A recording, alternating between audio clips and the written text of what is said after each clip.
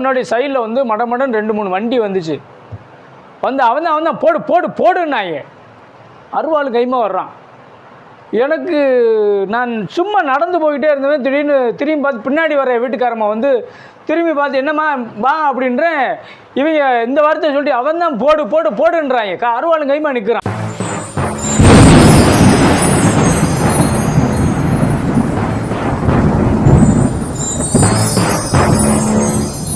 கர்த்தருடைய பரிசுத்த நாமத்திற்கு ஸ்தோத்திரம் உண்டாவதாக. கடந்த பதிவிலும் கூட நான் விராலிமலை சென்ற பொழுது நடந்த சம்பவங்களை குறித்து நான் உங்களோடு கூட பகிர்ந்து கொண்டேன். அப்போது ஒரு பெரிதான ஒரு பிசாசு இந்த என் எல்கைக்குள்ளாக நீ வரக்கூடாது என்று சொன்னது. நான் மீறி நான் வருவேன், உன்னால் முடிஞ்சதை செஞ்சுவார், என்னோட கூட வருகிறவர் ஆண்டவராய் இயேசு கிறிஸ்து என்று சொன்னபோது அது ஒன்றும் சொல்ல முடியல. அதே நேரம் தினமும் அந்த பிசாசை வந்து தினமும் ஒருத்தர் வந்து ஜெபத்துலேயும் மற்ற காரியங்களையும் துன்பப்படுத்தி அந்த இடத்த விட்டு விரட்டிக்கிட்டே இருக்கிறாரு அப்படின்னு அந்த பிசாசு என்னோட சொல்லியிருந்தது. சரி, அவங்க யார் அப்படின்னு சொல்லி நம்ம ஆண்டவர் சொன்ன காரியங்கள் நான் செய்து முடிச்சுட்டு அவங்க யாருன்னு தெரிய வேண்டுமே என்ற ஆர்வத்தோடு கூட நான் வந்து என்ன செஞ்சுக்கிட்டேன், இந்த பாஸ்டராக இருக்குமோ அந்த பாஸ்டராக இருக்குமோ என்று நான் ஆண்டவர்கிட்ட கேட்டபோது ஒரு சின்ன சபையை காட்டினார். அந்த சபையில் கேட்கும்போது அவங்க ஒரு 150 குடும்பங்கள் வரக்கூடியதான ஒரு சபையை அவங்க சொல்லிவிட்டுருந்தாங்க. நான் அங்கே போகிறேன். அப்போது சாப்பாடு நாங்கள் சாப்பிட்டு வந்துட்டோன்னே அவங்க கொஞ்சம் அன்பால் கோவப்பட்டாங்க. அப்படியெல்லாம் நீங்கள் ஆண்டவர் சித்தத்தை செய்ய வரவங்க சாப்பிட்டுட்டெல்லாம் இங்கே வராதுங்க, நீங்கள் எப்போவுமே நாங்கள் அங்கங்கே ஆயத்தம் ஆண்டவர் வச்சுருப்பார், அதை நம்பி தான் விசுவாசத்தோடு வரணும் அப்படின்னாரு. சரி, நம்ம ஏற்கனவே மேட்டுப்பாளையத்தில் நடந்த அனுபவத்தில் அவர்கிட்ட சொல்லக்கூடாதே அப்படின்னு சொல்லிட்டு அப்படியே பாஸ்டர் சரிங்க பாஸ்டர் சோத்திரம் அப்படின்னு சொல்லிட்டு நான் என்ன பண்ணிட்டேன், மற்ற காரியங்களை பகிர்ந்து கொள்கிறேன். என்னுடைய சாட்சி, அழைத்து வந்தது, ஆண்டவர் செய்யக்கூடியது எல்லாத்தையும் நான் சொல்லிகிட்டே வர்றேன். அப்போ அவருடைய சாட்சியை சொன்னார். அது ரொம்ப பிரயோஜனமாக இருந்தது எனக்கு. அவர் ஒரு பெரிய ஊழியக்காருக்கு மத்தியில் பார்த்திங்கன்னா அசிஸ்டன்ட் ஊழியராக இருந்திருக்கிறாங்க. யார் என்ன அதெல்லாம் நான் வந்து பொது வெளியில் நான் எங்கேயுமே எதுவும் சொல்ல முடியாது. அதாவது அந்த ஊழியக்காருடைய விசுவாசமும் இதாக இருக்கணும், மற்றவங்க பேரும் இதில் உள்ளே வரக்கூடாதுன்னு நான் பெரும்பாலும் எந்த சபையோ எந்த ஊழியம்னு சொல்லி நான் இதில் எந்த இதுவும் என்ன செய்ய மாட்டேன், குறிப்பிட்டு கூற மாட்டேன். அதனால் பொதுவாகவே கூறுகிறேன், சொல்லுவது உண்மை, அதை மட்டும் நீங்கள் விசுவாசமாக கேட்டால் போதும். இப்போ அந்த நபரை வந்து அவங்களுக்கு கீழே உள்ள ஊழியத்திற்கு நம்ம எடுத்து அவங்க நல்லா பயன்படுத்தியிருக்கிறாங்க. ஆனால் இருந்தாலும் ஆண்டவர் பிரத்யட்சமாக அவர்கிட்ட வந்து நான் இந்த இடத்துல வந்து உன்னை நான் இந்த காரியத்துக்காக அதே அந்த பிசாசனுடைய செய்கையை சொல்லி அந்த இடத்த சொல்லி இங்கே என்னென்ன பிரச்சனை இருக்குது, இந்தந்த காரியத்துக்காக நீ ஜெபிக்கணும், இங்கே உள்ள ஆத்மாக்களை ஆதாயப்படுத்தணும்னு சொல்லி அவர்கிட்ட பிரத்யட்சமாக பேசியிருக்கிறார். இப்போ அந்த காரியத்து நிமித்தமாக அதே காரியத்தை சொல்லி அங்கே வந்து ஜெபம் பண்ணி அங்கே வந்து அவங்க ஊழியம் செய்து சிரமப்பட்டு, ஏன்னா ஊழியன்றது லேசுப்பட்ட வேலை கிடையாது, அங்கே உள்ள எத்தனையோ எதிர்ப்புகளை சமாளித்து அந்த இடத்துல ஒரு 150 குடும்பத்தை ஆண்டவர் ஆதாயப்படுத்துறதுக்கு அவங்களுக்கு கிருபை கொடுத்துருக்கிறார். அப்போ அவங்களோட அந்த ஆண்டவர் செய்த அற்புதங்கள் எவ்வளோ இருக்கும் பாருங்கள். அப்போ அப்படிப்பட்ட அற்புதங்கள் எல்லாம் செய்து அவங்க வந்து ஆண்டோடைய அந்த இடத்துல சாட்சியாக ஜீவித்து ஆண்டோடைய ஊழியத்தை செய்துக்கிட்டு இருக்கிறாங்க. இப்போ அவங்களோட பகிர்ந்துக்கிட்டு பிறகு சொல்கிற காரியங்களை சொல்லி நம்ம அவங்கக்கிட்ட ப்ரேயர் பண்ண சொல்லிவிட்டு அப்புறம் இந்த காரியங்களுக்கு ஜெபம் பண்ணுங்கன்னு சொல்லிட்டு நாங்கள் திரும்பி வந்துட்டோம். திரும்ப அவங்க எங்களை கூப்பிட்டுருந்தாங்க. நாங்கள் போய் ஒரு தடவை போயிட்டு அந்த சபையிலே நாங்கள் பேசிட்டு வந்துட்டோம். அதுக்கப்புறம் வந்து ஆண்டவர் ஒவ்வொரு இடமா அனுப்புகிறாரு. மேற்கு தொடர்ச்சி மலை இருக்குது பார்த்திங்களா, ஊட்டி மேற்கு தொடர்ச்சி மலை, அந்த லைனில் உள்ள ஒவ்வொரு இடமா அனுப்புகிறார். அதுக்கப்புறமா எனக்கு சொன்ன இடம் வருஷநாடு. இப்போ நீங்கள் ஒவ்வொரு இடமும் ஒரு ஊரை சொன்னோடனே இன்றைக்கி கூகுளில் சர்ச் பண்ணோம்னா உடனே லொக்கேஷன் போட்டால் அது காட்டிடும். ஏன்ட்டாலும் அப்போ இந்த செட்டு கிடையாது, பட்டன் செட்டு தான் வச்சுருந்தேன். அப்போ அதில் எனக்கு என்ன பண்ணணும்னே எனக்கு தெரியாது. அதில் லொக்கேஷன் போட்டாலே எல்லாம் தெரியவே தெரியாது. அப்போது எனக்கு தெரிஞ்ச எல்லாம் பல்லடத்துலேருந்து என்னுடைய நண்பர் அந்த டிரைவர் தான்.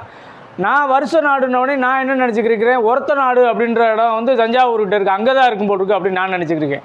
அவர் பிரதர் அவங்க என்ன சொல்கிறாங்க, பிரதர் ஒருத்த நாடு பக்கம் இருக்கிறது வந்து அது வந்து தஞ்சாவூர் சைடு இருக்குது, அது கிடையாது, வருஷ நாடுங்கிறது தேனி மாவட்டத்தில் இருக்குது. அங்கே நாடை வந்து நான் அந்த பிரதர்கிட்ட கேட்டபோது அவங்க ஏரியாலாம் சொல்கிறாங்க, லொக்கேஷன்லாம் சொல்கிறாங்க, நீங்கள் இந்த மாதிரி மதுரையில் இறங்கி அங்கேருந்து தேனி பஸ்ஸை பிடிச்சி அங்கே தேனியிலேருந்து கொஞ்சம் உத்தரவு போனீங்கன்னா அங்கே வருஷ நாடுன்றது வரும், அங்கேருந்து ஊட்டி போகலாம், அந்த மாதிரிலாம் சொல்கிறாங்க. ஸோ அப்படியான்னு சொல்லி நான் அங்கே ஒரு நாள் இறங்கி, அதாவது நைட் ட்ராவலிங்கில் போய் காலையில் அதிகாலையில் அங்கே இறங்கி அங்கே வருஷநாடுன்ற ஒரு இடத்துல இறங்கி அங்கே நான் என்ன செய்யணுன்றது ஆண்டவர்கிட்ட கேட்டு அங்கே வழிநடுகளும் ஜெபம் பண்ணி அங்கே உள்ள பிசாசுகளுடைய காரியங்களுக்கெல்லாம் ஜெபம் பண்ணி கட்டி அதுக்கப்புறம் அங்கே உள்ள ஒரு சபைக்கு சென்று அந்த இடத்துல ஒரு ஊழியக்காரை பார்த்து அவங்கக்கிட்ட இந்த சின்ன கைப்பருதி புக்கெல்லாம் கொடுத்து இந்த காரியத்துக்காக ஜெபம் பண்ணிக்கங்க அப்படின்னு சொல்லி அவங்கக்கிட்ட இது பண்ணி இந்த காரியத்துக்காக ஜெபம் பண்ணுவோம். அவங்க அந்த டைமில் ஊழியர்கள் கொடுக்கையில் நாங்கள் இதை பற்றி நாங்கள் ஜெபம் பண்ணிக்கிறோம், எல்லாத்தையும் சொல்லி நானும் ஜெபிக்க சொல்கிறேன்னு சொன்னோன்னே நான் சந்தோஷமாக அவங்கக்கிட்ட கொடுத்துட்டு நான் திரும்ப வந்துட்டோம். இப்போ அதுக்கப்புறம் அவங்க வந்து திரும்ப தேடி கூப்பிட்டாங்க. அது லாங்காக இருந்ததுனால அதுக்கப்புறம் எனக்கு ஆண்டவர் வேறு இடங்களுக்கு போக சொல்கிறாங்க. நான் அங்கே போய்க்கிறேன், நீங்கள் இந்த காரியத்துக்காக ஆத்மா உத்தரவாதம் எடுத்து நீங்கள் ஜெபிங்கன்னு சொல்லி ஒவ்வொரு இடத்துலையும் நாங்கள் சொல்லிட்டு போயிடுவோம். அப்புறம் அதுக்கப்புறமா எங்களை அனுப்புனது வந்து ராஜபாளையம். ராஜபாளையத்தில் பார்த்திங்கன்னா தென்றல் நகர்ன்ற அந்த ஏரியாவில் ஒரு சர்ச்சில் போய் அங்கே வந்து வாக்கபிள் பண்ணி அந்த பஸ் ஸ்டாண்டு அந்த சரௌண்டிங் எல்லாம் கிழக்கு மேற்கு வடக்கு தெற்கு எல்லாம் நடந்து அந்த ஏரியாவில் ஐயனார் ஃபால்ஸ் போகிற வழியில் அங்கே ஃபுல்லாக நடந்து அங்கே உள்ள பிரச்சனைக்காக ஜெபம் பண்ணி ஒவ்வொரு காரியங்களையும் முடிச்சுட்டு அங்கே உள்ள ஒரு சர்ச்சில் சொல்லி கைப்படுத்தி கொடுத்து எடுத்து வந்தோம். அந்த வாரம் வந்து நாங்கள் அங்கே பிரசங்கம் கூட கொடுத்தோம். அது ஞாயிற்றுக்கிழமை, சனிக்கிழமை போனதுனால ஞாயிற்றுக்கிழமை அங்கே தூத்து கொடுக்க சொன்னாங்க. அதோட ஆண்டோடைய எச்சரிப்பை சொல்லி அங்கே நாங்கள் எச்சரிப்பு சொல்லிட்டு வந்தோம்.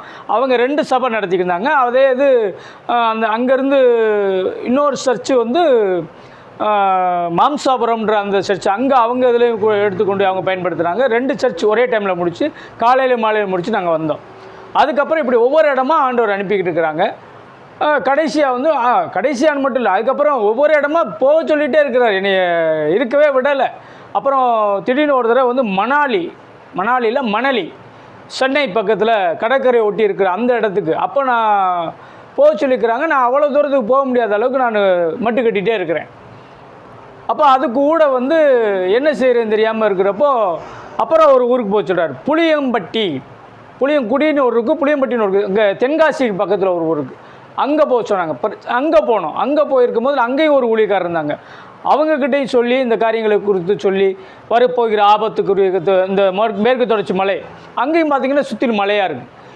எங்களை அனுப்புகிற இடமெல்லாம் பார்த்திங்கன்னா மலைகள் தோறும் பட்டணங்கள் தோறும்ன்ற மாதிரி மலைகள் இருக்கிற இடங்கள்லாம் அனுப்பி எங்களை ஆண்டவர் சொல்ல சொன்னார். அப்போது இப்படி தான் போய்கிட்டு வந்துக்கிட்டுமா இருக்கும். இதுக்கு அடுத்த அப்படியே வல்லம், அதாவது செங்கோட்டை பக்கத்தில் வல்லம்ன்ற இடத்துக்கு எங்களை அனுப்புகிறார். செங்கோட்டை பக்கத்தில் வல்லம், தென்காசிக்கும் செங்கோட்டைக்கும் இடையில வந்து வல்லம்னு ஒன்று இருக்குது. வல்லம்ன்றது 2 இடத்துல இருக்குது. தஞ்சாவூரில் ஒரு வல்லம் இருக்குது, இங்கே ஒன்று வல்லம் இருக்குது. அந்த இடத்த எனக்கு செங்கோட்டையில் உள்ள வல்லம் அப்படின்னு சொல்லி ஆண்டவர் சொல்லி அனுப்புகிறாங்க. அப்போது நான் வந்து போய் நானும் என்னுடைய மனைவி இறங்கி இதே மாதிரியே செங்கோட்டை பஸ் ஸ்டாண்டில் இறங்கி அங்கேருந்து அந்த இதெல்லாம் நடந்து முடித்து ஒரு இடத்துக்கு போய்கிட்டு இருக்கிறோம். நான் முன்னாடி நடந்து போயிருக்கிறேன், என்னோடய வீட்டுக்காரம்மா பின்னாடி வந்திருக்கிறாங்க. தலை தப்பினது தம்புரான் புண்ணியம் சொல்லுவாங்க பார்த்தீங்களா, அந்த மாதிரி அன்றைக்கி நடந்து போய்க்கிருக்கிறோம். திடீர்னு வந்து எனக்கு முன்னாடி சைடில் வந்து மடமடன் 2-3 வண்டி வந்துச்சு. வந்து அவன் தான் போடுன்னாங்க. அருவாள் கைமா வர்றான்.